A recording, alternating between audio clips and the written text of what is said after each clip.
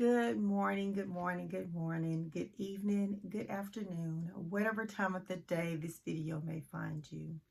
Thank you so much for returning to my channel. If you are a returning viewer or one of my amazing subscribers, if you are new to the channel, then welcome, welcome.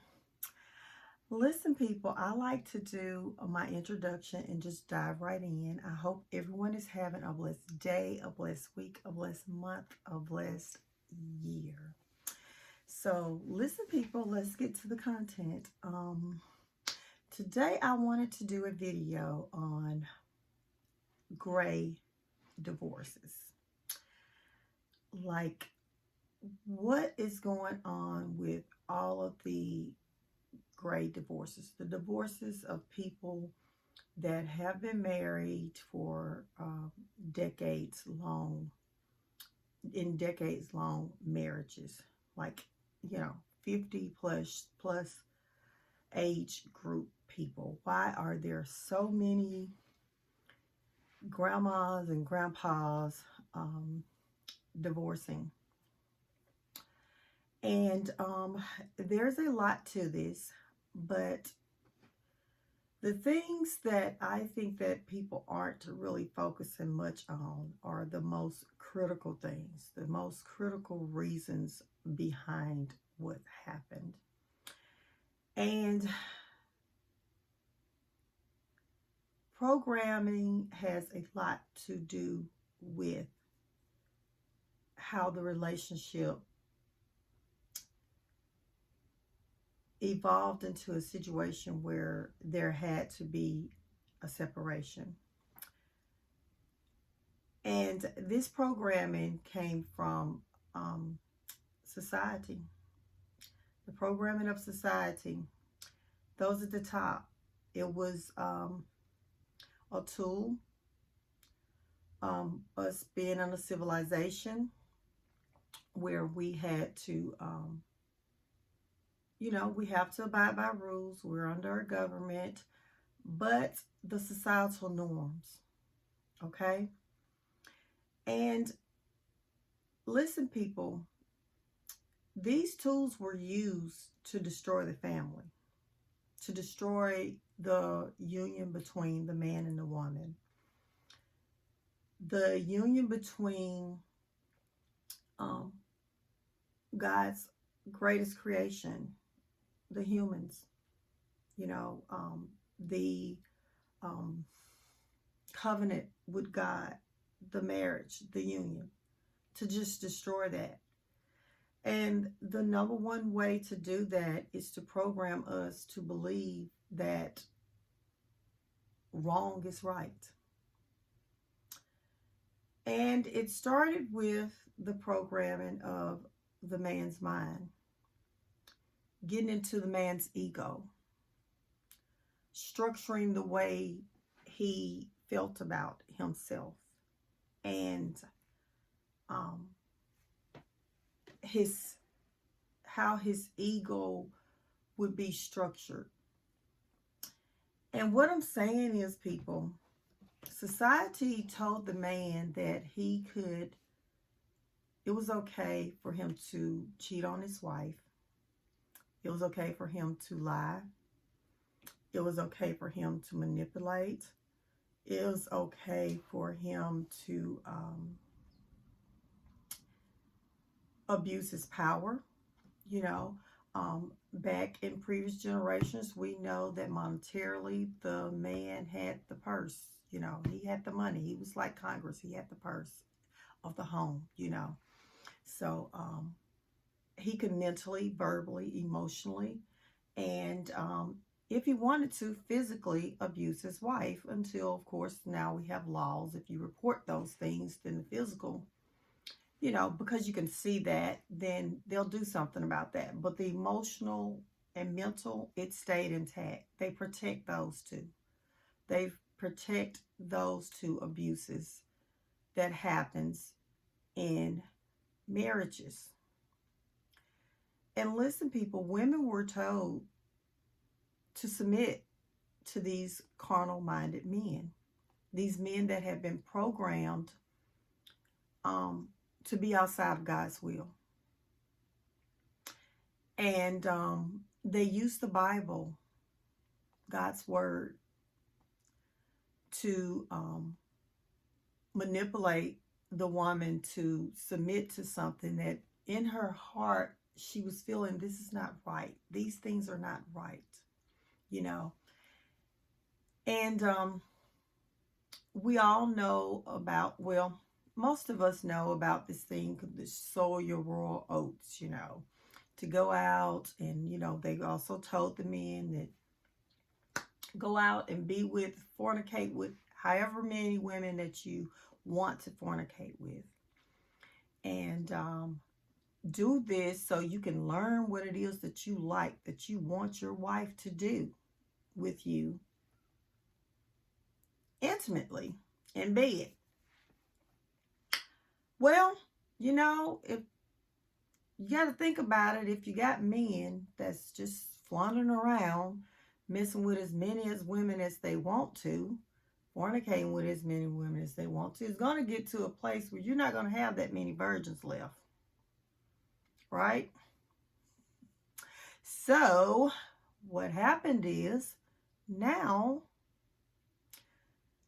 it's normal for the woman also. She doesn't have to now save herself for marriage because, you know, the guys have, you know, dipped in pools and you don't have that many, you know. I mean, everybody's out there.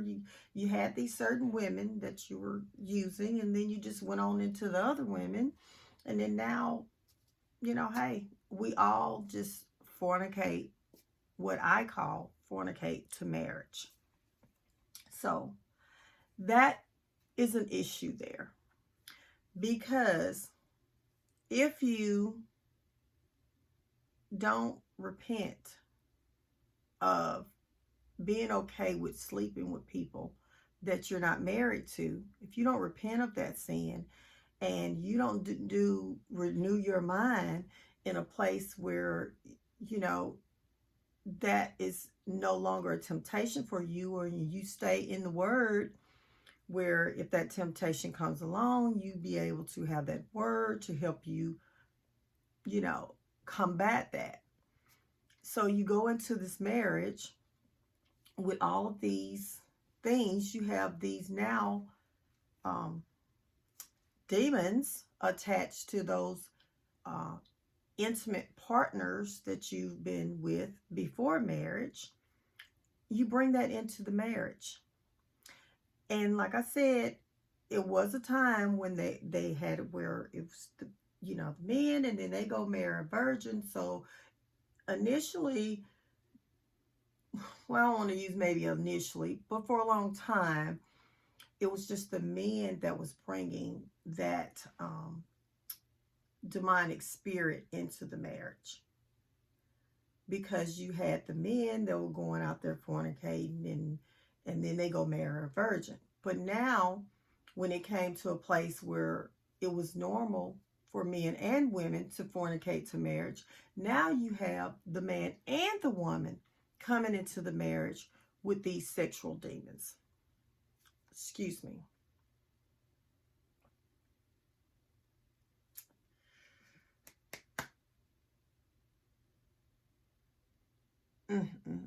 Just messed my video up. I'm going to have to take that out.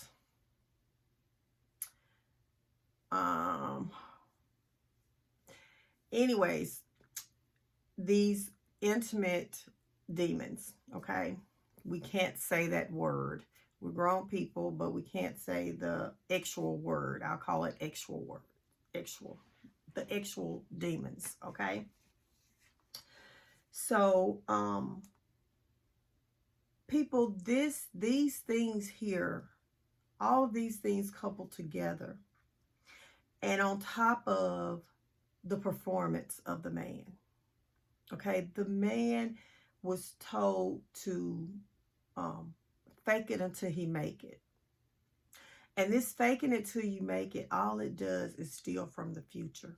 All it does is keep you from being able to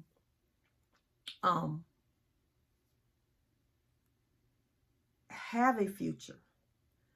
When you're spending decades of your life, all of your young years, your young and middle age years, pretending to be more financially stable than you are, then what you're doing is you're taking money that you should be using to prepare for your old age. You're taking money that you should be using to pay off your home and staying in debt and still being in debt on your home, which should be paid off by the time you get to be an old person. You still owe on it because you've taken the money that you should have used to pay it off and floundered with it to put on this facade, to buy expensive cars, clothes, shoes, gadgets, just equipments, just different things to say, y'all, look, because I have these things. I am financially stable. I am being that great thing that society is saying that I am supposed to be. So men had that on their shoulders for a long time. Women didn't put it on their shoulders. I talked about this on a recent video. Women did not put that burden on men. Society did. And they did it because they knew that that thing there was going to get in the man's head so much till he wasn't even going to realize what's going on until it's too late. And listen, people, when we end up in these gray marriages, they just get to take back everything. The regular, everyday, common man, like rich people, when they get divorces, you know, they have 2-3 houses. Just, oh yeah, you just take that house, I'll take this one. And, or you take those houses and I'll take these. We have one. And what's going on today is they're forcing the husband and wife, because of the bickering and everything, you know, the person that's in the marriage that did wrong, whether it's the husband or wife, instead of them being a responsible human being and saying, you know what, I messed this thing up. I really did this. You know, I'm not saying that my spouse is perfect, but I messed this thing up. So I'm going to let him keep this. I'm going to let her keep this. Instead, they're fighting over it. Let's fight. Split it in the middle. Well, you split it in the middle. And when you split it in the middle, you're selling it. You're putting it back in the hands of the bank so they can recycle your property. And now you are going back to live with mom, the husband and the wife, or just one of them. The other one going to live in a little apartment or something or whatever, dealing with things that they never had to deal with because they're used to having their own property. And hey, that's how they keep recycling our homes. That's why they came up with that thing, the HOA thing. You know, you notice how they got all those tricks and stuff to, you know, basically just snatch the home back from you. That's part of the thing. Listen, y'all, look how they said the pursuit of happiness was property. The pursuit of happiness, to own a home, to have home ownership, right? And then in the end, they have created such a toxic way of living that you end up having to leave each other, to separate, and give that right back to them. Give them the pursuit of happiness right back to them. Y'all, we've been played. We've been played. And it's sad. It's so sad. And it's all because of people just not waking up and admitting to the truth of what's going on. Like, and some of the husbands and wives, a lot of the wives have been woken up because they weren't in it so deep. Men are in it deep, y'all. That's why men are in it deep, because their ego and everything, ego and pride is tied into it. And the Bible speaks of that. Pride comes before the fall. And literally, I'm sure in these divorces, I am familiar with it. I was in a 35-year relationship, 28-year marriage. And it's sad that the truth just couldn't be acknowledged before these marriages had to end. It's sad. Like, you got grandmas and grandpas just out here, just still, now they're back out there in the dating world with the young folks. I've been celibate for 3 years now. We'll be divorced 2 years legally come April. We settled in March 7th, but April 7th we'll be legally divorced 2 years. But I'm not getting back out there in the pool with them. No. I'm not laughing at y'all, people. I'm really not. I don't see any reason for me to do that. And I understand what all happened here. Yep, I understand it. And what's sad is these men are, and you got toxic women. I get it. It's happening there too. But the toxic person, let's say that, the person that they just wanted to hold on to those sinful behaviors that's been programmed in us. And it's sin, y'all. That's what's destroying the marriages. This is a spiritual battle. This is a spiritual battle. And when we talk about it, we get into this, they got us now where we're fighting the genders, right? So we can't even be honest about where this stuff came from. Because when you start talking about it, of course, you got to bring up the fact that they did go after the head, the man. And then women, this toxic masculinity that's going on, women have, modern day women, they've accepted that. And some of us, the older say like, hey, I'm gonna do it too. I'm gonna be in that game with you. But we can't even admit to the truth about that. So we can start. They want us out here fighting, just like they have us out here fighting as races. Now it's the genders. So common people aren't going to come together because they're always fighting each other. So they're not listening. The truth can't be, it can't be revealed with friction and conflict and confusion and everything. But yeah, people, the reason why we have all these gray marriages that's ending in divorces is because of the sin that's been programmed in us to keep us outside of God's will. And it's the immaturity that's in us, those of us that have not found a relationship with God. That ignorance is what's taking us down. Just go back. I know I kind of said a lot of things, but go back and look at the video. Just listen at what I'm saying, like how things evolve, where I went back and I talked about how the male was programmed,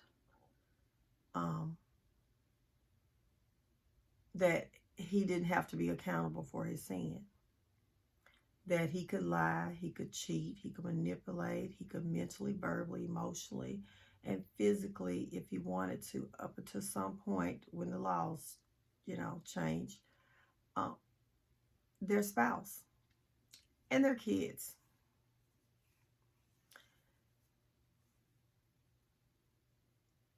And for a long time, the women accepted that. because they were told that they are supposed to accept it. And they use the Bible. Wives, submit to your husbands. Y'all, the Bible is the most important book that we could ever have. But it's useless to us if we allow people to just tell us little snippets of it, and we don't even go back and read our own selves. Look, programming is, it's wild, y'all. It's wild. I remember my very first time realizing that Adam was actually with Eve in the garden when she bit of the fruit. I had read it numerous times, and I had heard it told many a times, but I had heard it being told more than I had read it. So when I went to read it, because I had heard it so many times, I'm reading over the fact that Adam was there with her. Let me tell you why teaching is so important. Studying is so important. I did not realize that Adam was with Eve until I was in a class, a survey of the Old Testament class during my undergrad studies. And we were reading in Genesis. And there went, I'm like, oh my gosh. With her, I had to go back, double take. Underlined it. With her. Her husband there with her. Y'all. And we've been told, like Eve and the devil, the serpent, was in the garden alone, and the serpent convinced Eve that it was a good thing. And Eve bit of the fruit and then took it and gave it her husband some, as if he was off somewhere else. He was somewhere else, wasn't even in the garden. And Eve left the garden and gave it to Adam. And Adam didn't hear the serpent. He wasn't present. And that wasn't true. It wasn't true. Just like the, wives, submit to your husbands. God doesn't want us. God is first of everything. You need to be a godly man. You need to be a godly woman too. I'm just saying, I'm talking about the submission thing. And also, we're not supposed to be fornicating to marriage. We're not supposed to come into marriage with all these demonic, these actual spirits in us. So now we're on Facebook and we're getting these exes DMing us, and we're going out there. Look, I'm saying us because I'm just talking about us, people as a whole, because I'm not in that, but it's something that's got to be discussed. And you're DMing people because you're friends now with people that you've slept with. And you're married.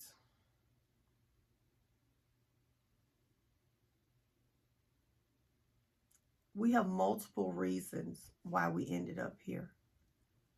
I've discussed several of the most important ones in this video here.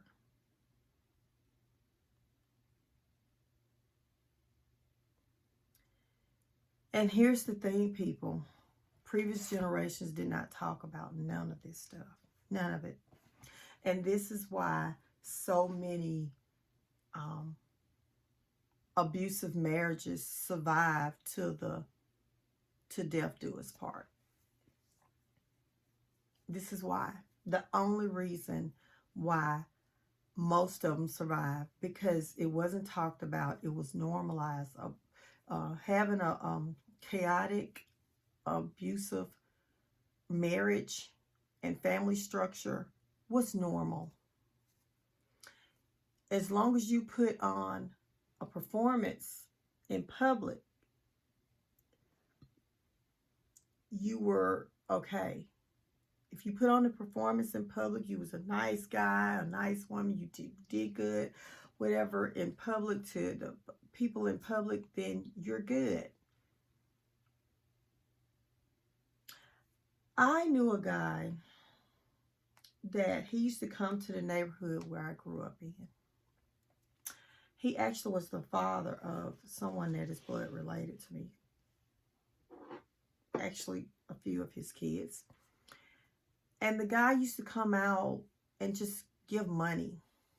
He used to give money to little kids. All the kids would love when he come around because he's giving you money so you can go and get you some ice cream or candy or cookies or something, right? I later learned the older I got that this guy wasn't even contributing financially to his own children. He was not giving any support to his own children, but was in neighborhoods like Santa Claus handing out change to other children to buy cookies and snacks and things,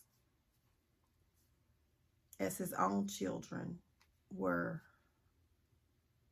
having to rely on their grandmother to help their mother support them. These are the kind of things that was going on, people. He had multiple. He had another whole family too that the wife did know about. So he was doing the bigamy thing. The biggest, rather. But y'all, we have got to tell the truth. And these young people, they're looking at us and they're like, this is a hot mess. They know that it's a lie. The lies that we're telling, the reason why it's not working out, and, you know, we just grew apart and we do this. No. The thing is, if it ended in divorce, somebody was childish. Somebody never accepted Christ. They never accepted him, and they never received the John 3:16 and the Romans 12:2, renewing that mind. And whichever one, whether it's the husband or the wife, in their minds, they are literally still like a kid. They're like stuck. Very childish. Yep. Yep. Just talk to them. You can see it. Yep. Maturity does not come with age. It does not come with age. Well, people, I did this video here. These videos, I'm going to chop it up into 3 parts because, you know, I have to do some editing and take something out that, you know, can't go. But, I do not try to demonize anybody. I just, the truth, all of the truth is just not pretty. We have to go back to the beginning. The truth. Start where, go to some part in our era. At least go back a century or 2 to study that. To uncover why it is that we believe the way that we believe. Why it is that we accepted certain things as the way to live.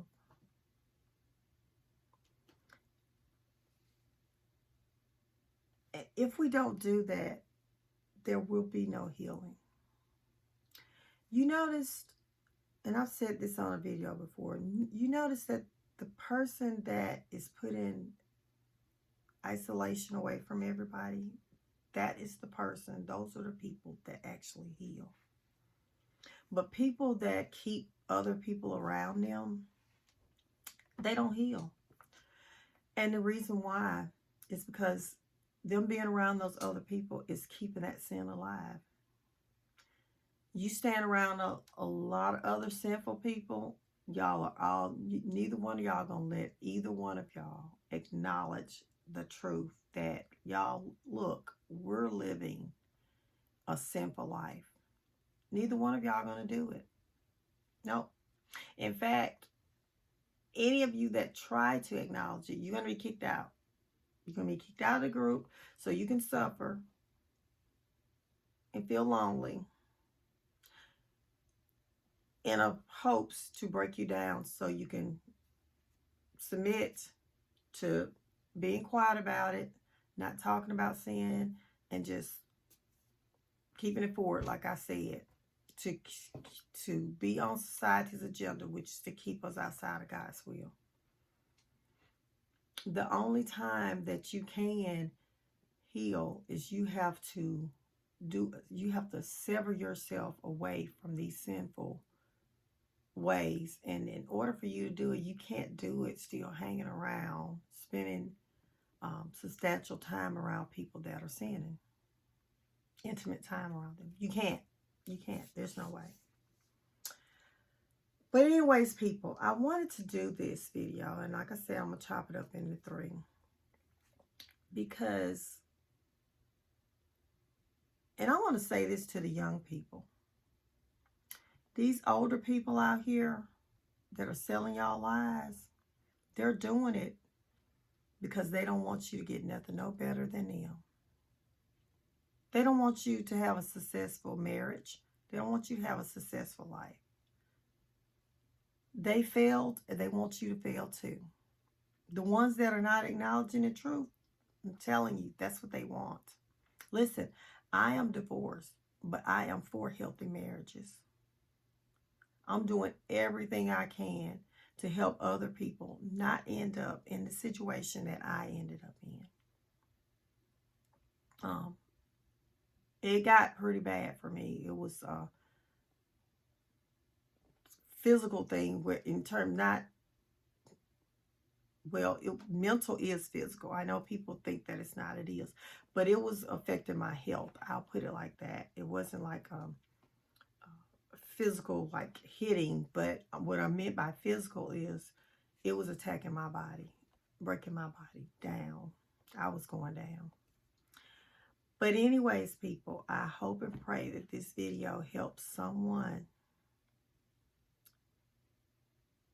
get to that place where you accept John 3:16 and Romans 12:2. Listen, we are the church. We are the church, not a building. And if those people in the buildings fail to do their job, don't turn against God because what man has done. That's like victimizing yourself all over again. Yes, it is. But anyways, people, I love you. I love you. I love you. And look, I'll see you on the next video. Bye.